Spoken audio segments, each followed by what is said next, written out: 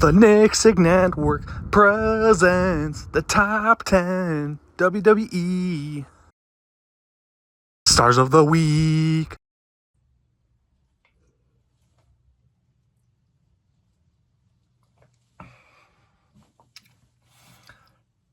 Greeting, comrades. My name is NICSICK, and welcome to the top 10 WWE Stars of the Week. Like that epic intro song played. WrestleMania 41, despite all the online backlash, it was mad. No, WrestleMania 41 was freaking phenomenal. Both nights of WrestleMania, and I'm here to rank the top 10 WWE Stars of the Week, like the intro said. And the list is going to be very heavy from WrestleMania. That's what I was getting to, making the connection there. But starting off the list at number 10 is going to be Jacob Fatu winning the United States Championship against LA Knight. Jacob Fatu, probably the spot of the weekend, was the moonsault into the BFT, but that was not enough. Jacob Fatu was an animal. They said no one's beating him one-on-one, and that stayed true because Jacob Fatu won the U.S. title, getting him number 10 on this list. But coming in at number 9 is Becky Lynch. She would be higher on the list if not. So she returned and won the tag team titles at WrestleMania, but she lost it the next night on Raw. But she redeemed herself, not dropping off the top 10, by turning heel and attacking Lyra Valkyria. I felt this feud was coming, but even my friend suggested that Becky turn on Lyra after they won the titles on WrestleMania, but they let it marinate for a day, and then she turned on Lyra. So Becky, number 9. Number 8, the man, the legend, Randy Orton. Randy Orton competed in his 20th WrestleMania against the surprise of Joe Hendry. Joe Hendry was his mystery opponent, and the meme, into the RKO. Awesome. My other friend was like, that's going to become a meme right there. And I'm pretty sure it didn't take any time to become a meme. He beats Joe Hendry, then on Raw, he drops Randy Orton drops John Cena with the RKO after John Cena's victory speech. And I just couldn't help but smile because, these two feud forever. I grew up watching these two, and now it seems like they're on a collision course, perhaps at Backlash. So, Randy Orton, number 8. Number 7 is going to be, they like to call themselves Liv Morgan and Raquel Rodriguez are number 7 on the list. Like I said, they lost the tag team titles at WrestleMania, but they rebounded in a huge way, becoming a 4-time, my reactions on the channel, 4-time tag team champions. And the Judgment Day is dripping in gold, despite Finn Balor's thoughts. But we'll get back to that in a minute. But coming in at number 6, we're going to stick with the women, is Io Sky. She retained the women's world title at WrestleMania in a triple threat match that many are calling the match of the weekend. And then on Raw, she put on another epic match with the surprise appearance of Stephanie Valkyria, the NXT Women's Champion. And I'm a fan of Io Sky, and she's putting in the work right now. I thought she was going to lose at Mania. Surprised me, showing that she's a true champion. Number 5, we're sticking with the woman once again. It's going to be Tiffany. You see what time it is? It's Tiffany time. Tiffany Stratton. I was worried during the match that she might lose as the match was progressing, but Tiffany held out. That great entrance coming out of the box. But Tiffany Stratton defeated Charlotte Flair. She defeated her at WrestleMania. That's an accomplishment in itself.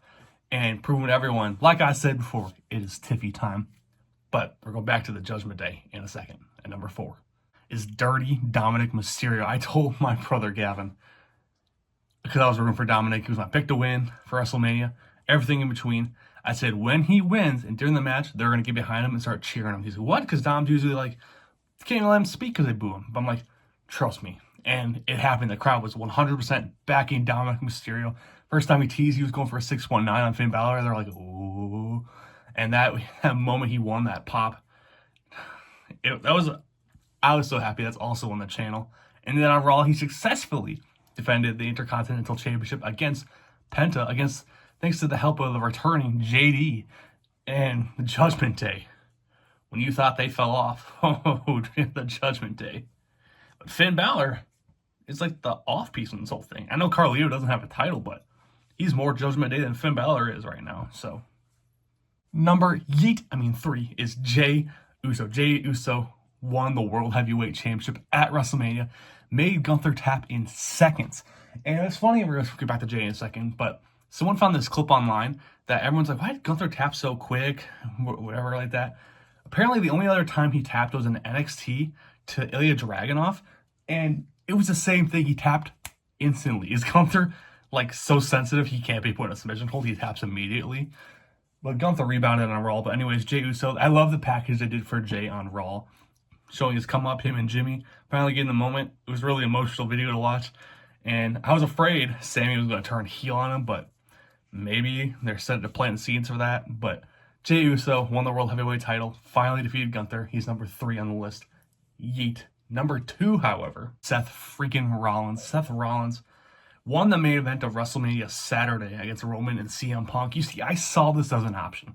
Seth Rollins coming in to align himself with Paul Heyman, but like I had to see it before I actually believed it. And then it literally happened. Seth Rollins aligns with Paul Heyman, win the matchup. Roman Reigns has yet to beat Seth Rollins in a big-time match, and WrestleMania was another example of that. Then on Raw, it seems like we're in line for something bigger as we're growing a couple weeks here. Braun Breaker aligned himself with Seth Rollins and Paul Heyman. This next, like Paul said, this next year, WrestleMania 42, should be very interesting. And you know who number 1 is. It's the new 17-time WWE champion, John Cena.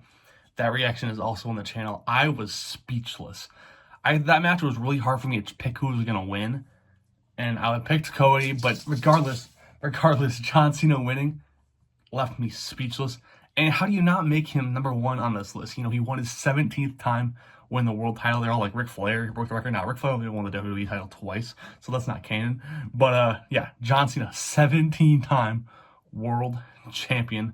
He winning the main event of WrestleMania, coming on Raw, saying what he's been saying, that he's going to be the last WWE champion and the lineage.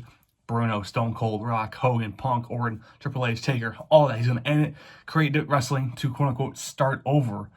And I know he got RKO'd at the end, but I think that can't even overshadow the accomplishment of what he did in this past week. So, John Cena, number 1. And that's going to wrap up the list here on the top 10 WWE Stars of the Week. WrestleMania, like I said, was freaking phenomenal. No pun intended. Pun intended, AJ. You lost. But anyways, that's the list. And tune in next week to see who tops it. Bye.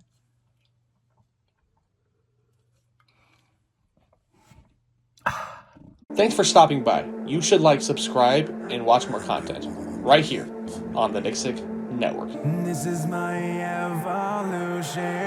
Think with me now, I won't leave you forsaken. See through my eyes and I know you'll awaken. Reclaiming my voice so I won't be mistaken.